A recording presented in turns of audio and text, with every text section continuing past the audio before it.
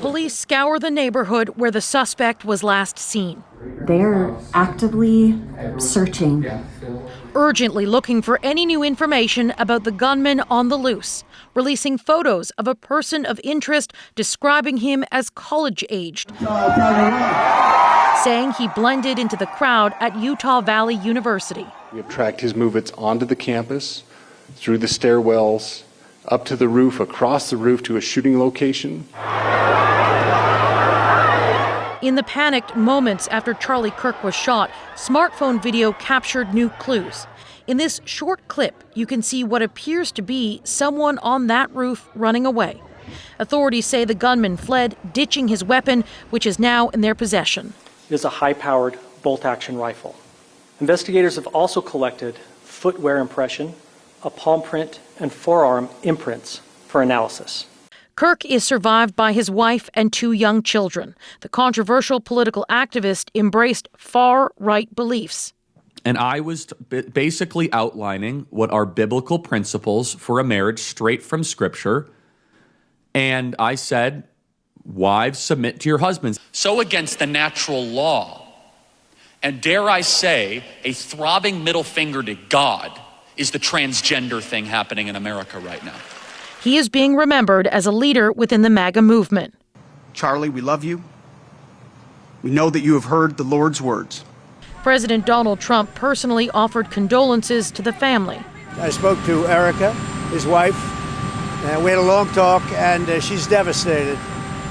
She is absolutely devastated. And the vice president flew to Utah to personally escort Kirk's casket back to the family home in Arizona. Small vigils popped up across the U.S., including outside the hospital where he died. No one can tell you what you can or can't believe, and the fact that Charlie Kirk had to die because of his beliefs is just truly heartbreaking. At his office, where he led his political advocacy work in Arizona, and in California at the Ronald Reagan Presidential Library. Some of Kirk's supporters are still trying to process what's happened. It's heartbreaking. Even if it's not unity in our ideas, we need to find unity that we're all Americans and that we're all people.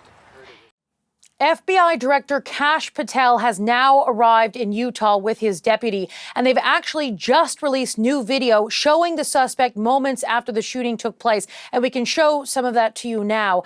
The suspect is wearing all black on top of the roof. We know the suspect took a shot from an elevated position, and from what we can see in this video is that the suspect makes his way across the roof and then lowers himself down onto the ground, sort of jumping from the top of that one-story building before running and then eventually walking and making his way into that wooded area where police say he ditched his weapon. And Katie, that video came out at a news conference pretty short from the FBI. They didn't take any questions. What else did you take from that news conference?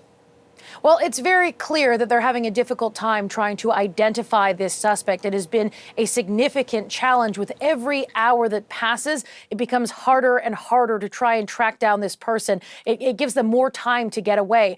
Police originally said they would only release photos of the person of interest of the suspect in this case if they couldn't identify him. But since then, they've released a series of photos and now this video. So it shows that they are having some challenges and are really relying on the public to try to get ahead in this investigation. Indeed, they said they've had some 7,000 tips already.